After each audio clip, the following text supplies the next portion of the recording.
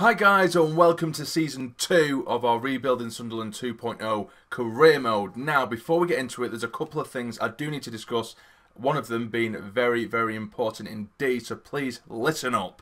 So, at the end of last season, we did briefly discuss sliders, because the last time we did a Rebuilding Sunderland career mode, we got promoted from the Championship, we immediately won the Premier League, and then we won the Champions League, and that was it. There's nothing more we could have done. And we finished the series. Now in this one we have just been promoted from the Championship. We did finish second in the league, and we did discuss sliders at the end of the last episode, like I've just mentioned. And I read through a lot of your guys' comments. Some of you guys suggested your own preferred sliders to make things a bit more challenging. But one of you guys did message me on Instagram with a link to a YouTuber named Cutsy, who I am already familiar with. He's a very good YouTuber. Go and check him out. Very good career mode YouTuber. And he's actually made a video entirely about legendary sliders, and it's the ones that he uses. So I thought I'll give it a go off camera. I played 2 or 3 games with these sliders, and I won one, drew one, and lost one, and it definitely changed the game. So I'll show you what the sliders are exactly. Obviously I've got it on Legendary, as I already do. Now for the CPU, I'm not going to go into too much detail about what it changes, what it doesn't change. It just made things a lot more challenging when I did play the games off camera. But if you do want to see exactly what it does, or hear someone discuss exactly what it does, then go to Cutsy's channel and you'll find the video. So this is what the CPU's sliders look like. The shot error has been brought down quite significantly. The pass error has gone down. The pass speed has gone up ever so slightly. The goalkeeper's ability has gone up just a fraction. The run frequency has gone up quite a lot as well, so they'll be making more runs in behind and attacking a lot more as well. The line length has been reduced ever so slightly. The width has gone up, and the first touch control error has gone down as well. So that massively improves the CPU. And for us, I don't think there's too much drastically changed. The marking has gone up a bit tighter.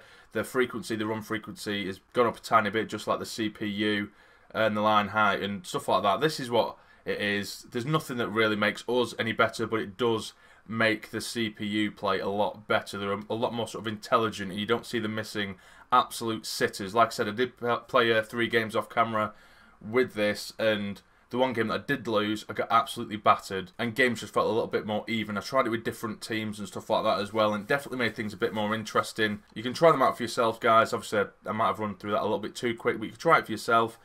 So this could make things a lot more interesting. And I also obviously spoke with you guys about how you want to go forward this season in terms of how many games you want me to play per episode and how many games you want me to simulate. A lot of you guys said to simulate like 50% of the season, which I suppose that's kind of what we've been doing. Some people said to only sim 25%. Some said to play only 2 games for a whole episode, which to me it's a little bit too short, but that's fine if that's what you want to see. So what I am going to do, I think I'm going to play 2 games and simulate 3. I think that's the best way to do it, because if we do get used to this slider system, then I think we could end up winning the league again, and I don't really want to do that. I want to get through the seasons quicker, but I don't want it to be a certainty that we're going to win all the time. And with the sliders, you'll probably see that I won't be winning every single time I play. So that is that. There'll be 2 games played and 3 simulated. Every now and then I might change it a tiny bit, like I might play 3 and simulate 2, but it will more than likely be play 2, simulate 3. I think it'll make things go quicker, and I think at the end of the season the league table is going to look a lot more interesting. So let's get into the episode, guys. I know that's a lot of jargon to get through, but we're through it now. So this transfer window, I can't see us making a massive amount of signings. The last 2 transfer windows, we pretty much signed an entire squad. I think we made between 25 to 30 signings over the last 2 transfer windows. We've got the base of our team down completely. It's full to the brim with youth, and I don't really just want to keep adding youth for youth's sake, or just any player really, just for the sake of it. So as I sort of predicted, we did only get given 7.4 million, which isn't a massive amount whatsoever. I could rejig it a little bit, but I don't want to add 3 or 4 2 million youth players. That isn't what I'm doing anymore. That isn't it. We've got the base that I want down, so I might end up buying, say, only 1 player with that amount of money, and then that'll be the transfer window done. And the players that I'm looking at selling are the obvious, the likes of Steele, Sturgek, Reuter as well, the goalkeeper at the top there. Possibly Donald Love. I am obviously going to have to put these up. Yeah, I've already transfer listed these. Those have already been transfer listed. I'm not looking to sell any player whatsoever, the ones that were brought in anyway. So if you look, we've got a mammoth team at the minute. There's plenty of players. I could possibly sell McNair, but I don't really mind him.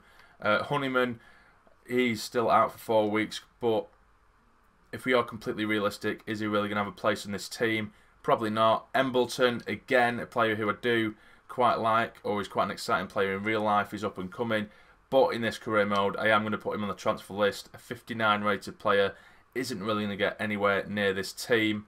Lyndon Gooch, I think I might just put him out on loan. I don't think he's really worth selling because he's worth 1.1 million. I suppose, in fact, I am going to put him on the transfer list. He's only got 12 months left. We've got way more than enough cams. We've got 4 absolutely fantastic cams there. Yes, I know that Gooch is the same rating of the likes of Gribbin and Gomez, but Gomez is only 17 years of age, Gribbin is only 19, and Gooch is 22, so I am going to keep him on the transfer list. I do like him again in real life, but if we want to make this season work and be a little bit successful, then I think that's probably the best way to go. Now, I have put Madja on the loan list as well as Nikita, but I am keeping a Sorrow and obviously Brereton as well. So I think what I'm going to try and do is try and buy one pretty decent attacking player, because I'm more than happy with where we are everywhere else, to be honest with you. So it might be a winger, it might be another cam, which we don't really need, but mainly a striker, because like I said, if Nikita and Madja go out on loan, we're only going to have Brereton and a Sorrow. And at some point in the season, I'm going to have to remember to offer a few players some new contracts, because a few of them are running down. So remind me to do that later down the line. But what I am going to do first of all, I'm going to simulate through the pre-season tournament, and then I'll make our first signing of the season, because we should be able to get quite a little bit more, and we might end up just making, say, one £10 million signing or something like that. So that's what I said we're going to do. We're going to build this massive base of youth, even if they're not massively high potential or they're not really highly rated at that time. And then once we've got that base covered, then we'll start getting bigger players. So here is the pre-season tournament invite, and the highest one is this one, 4.6 million potentially we could get from this. And we have won the first game of the pre-season tournament. Sancho, Brereton and Asoro getting us a 3-1 win against Verona, and we have received a loan offer for Roshan Williams, which I am going to reject. He is improving massively. He's now rated 71.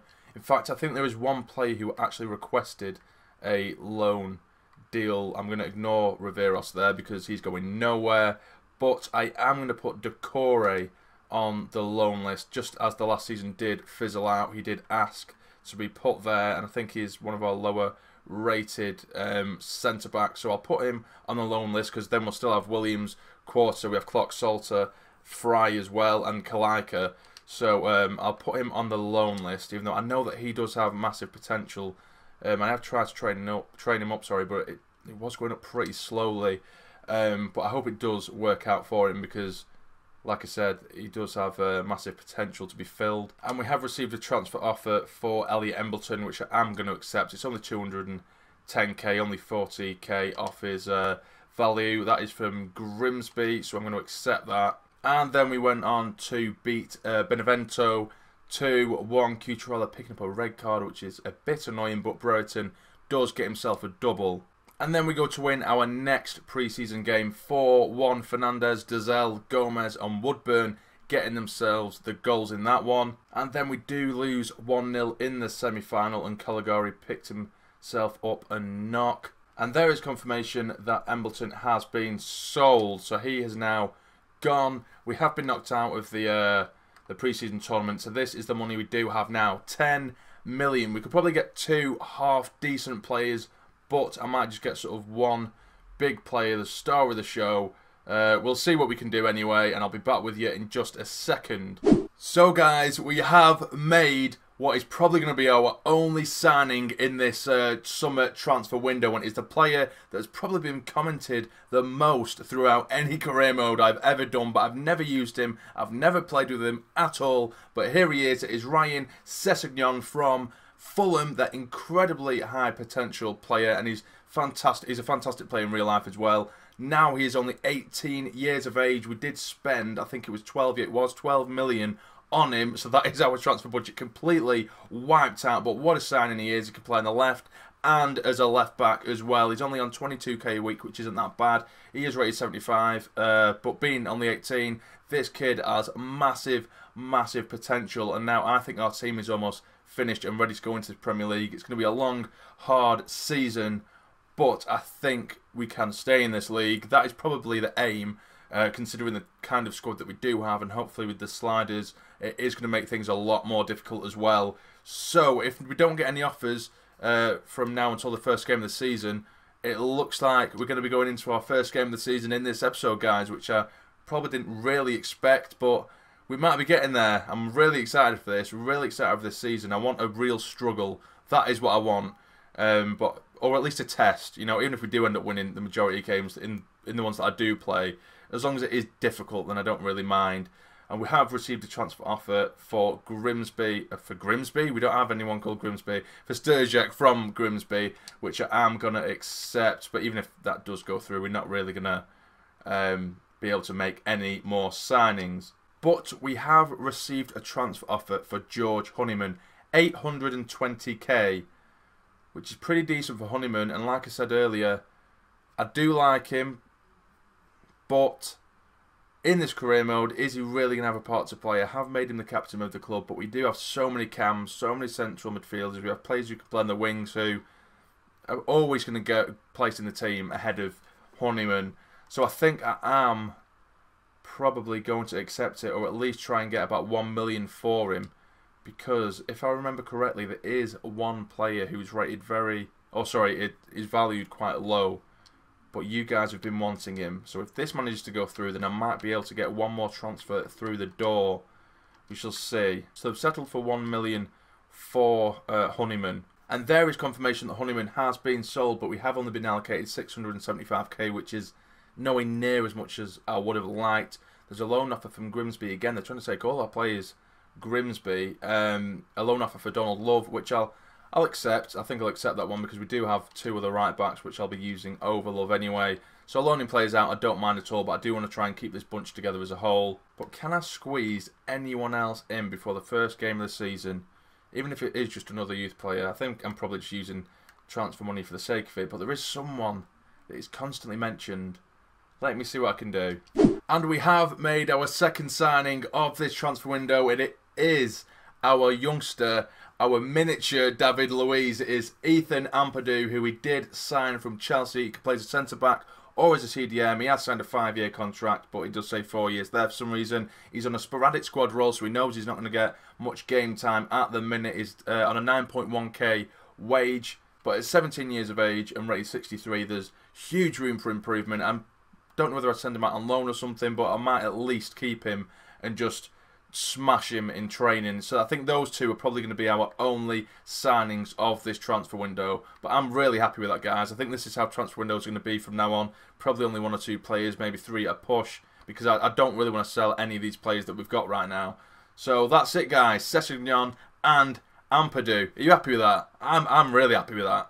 And there is confirmation that Donald Love has been loaned out for the season. And there is a pretty huge offer for Kalika, 6.9 million, but even though the offers are going to probably come in because we've got a lot of youngsters, I am going to reject it. I don't want to get rid of any players right now. I'm feeling really happy with this squad and confident going into the Premier League season. I haven't even checked who we're playing for the first game, so that'll be quite exciting. And there's another offer for Sturgek, because I don't think I mentioned it.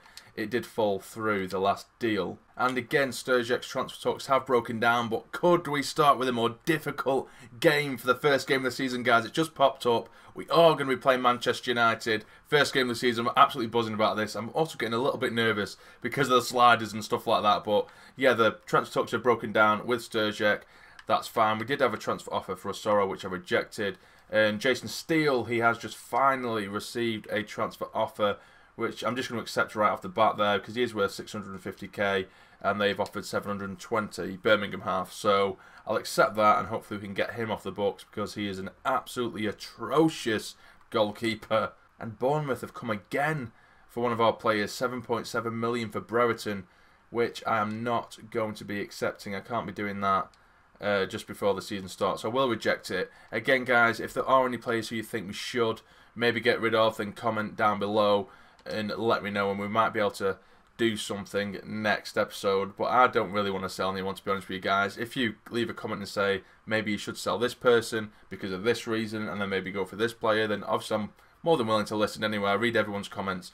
But for now, this is the first game of the season. We are welcoming Manchester United to the Stadium of Light. I will now just adjust the squad to what I think will be best to handle this Manchester United team. So this is the team I will be going with. We have Pereira in goal, Cucurella, Kalika, Quarter and Montiel across the back, Adams and Billing in the middle because they've been very, very good. Their partnership is very decent indeed.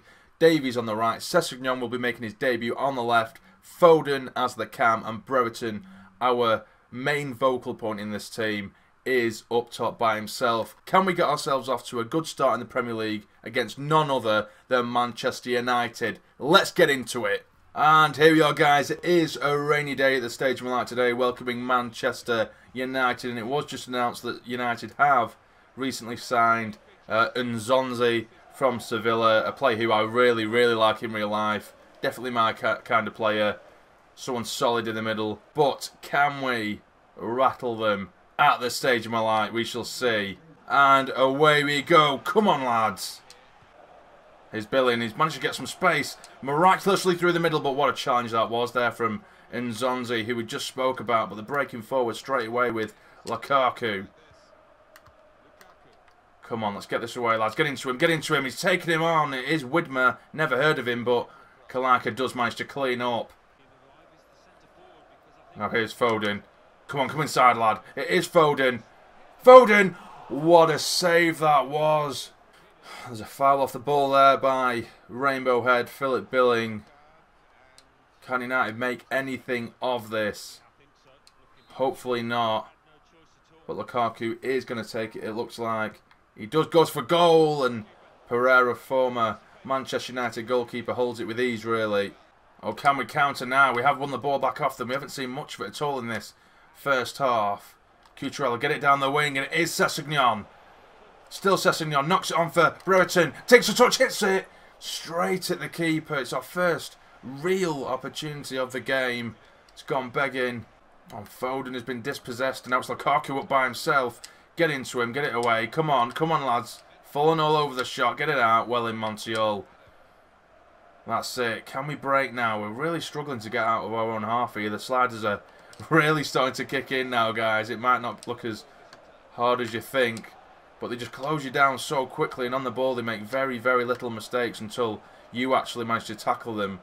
The passing that they have, no passes really go missing. So we just need to keep hold of the ball until an opportunity does rise. But now here is Montiel, tries to dink one in, and it's headed by Nzonzi, and he heads it over his own bar. Oh, that is lovely from Mensah into Lukaku. Gets that wide. Come on, Cucurella, get it away. Montiel, that's your son. Well played. Now we are looking for the counter-attack all the time now, and it is Davies. He has very, very little support. He knocks it on for Sessegnon. Good first touch there by Sessegnon. Still going. Still Sessegnon. Can he dink it across goal? He can! And it's been headed away. Oh, that is good stuff. Nicking it off them. And now here is Foden. Still Foden. Can he dink it over the keeper? He can! And it's been cleared off the line. Still in the box. No, it's not. This is just absolute mayhem at the minute, guys. They do break down the left with Lukaku. It's not the greatest of balls, but he does still find the man. And Pereira holds onto the ball and keeps it away from his goal. Lukaku. Nzonzi. Matic. Back to Nzonzi. Just keep the ball so well. United, they found a gap in the final third. Now it's been struck and it's hit the back of the net. And it is Jesse Lingard who gets it. I think all in all, United probably deserve the lead, but we have defended so well in this game and we have made the odd chance here and there of our own. But Lingard has broken Sunderland hearts here, and it is a very, very good finish after you have to say, and it is 1-0 to United on the opening day. That's nicely done from Brereton. Finds your man, he does fine. Sessegnon tries to dink one back in. He has found Billing. Surely Billing does it. Immediately finds us an equaliser on its rainbow head. Who gets it? I cannot believe it. Immediately after, Billing gets himself an equaliser. Brereton made the run, knocks it onto Sessegnon, dinks it across goal. Good touch and bang into the far corner. And we've got ourselves an equaliser with 5 minutes remaining. The drama here at the Stage of Light. I can't breathe. 2 minutes added on. It's United who are doing all the pressing right now. It's good football from United. Again, get it away. And what an interception that was from Davies tracking back. And the final whistle does go, and I am more than happy with a 1-1 draw with Manchester United. We probably, maybe just didn't deserve it, but a point either way, that'll do. And this is where I am going to leave the episode, guys. And as you can see, look what is coming up in the next episode. It is Derby Day against Newcastle. But from now on, guys, like I mentioned earlier, we will be playing 2 games and simulating 3. Obviously, today was a bit different because the transfer window was still going. Next episode, if you guys come up with any ideas about transfers and I do follow through with them, we might end up with a bit of a mixed up episode as well. But normally we are going to go for playing 2, simulating 3. So if you have enjoyed the episode, guys, please smash that like button for me. It will be massively appreciated. And subscribe to the channel if you're not already to become a fully fledged member of the Sarnie Army. And do not forget to hit the notification bell. The channel's Instagram account is in the description below, so be sure to follow that for early updates on upcoming content. But for now, you take care and stay jammy.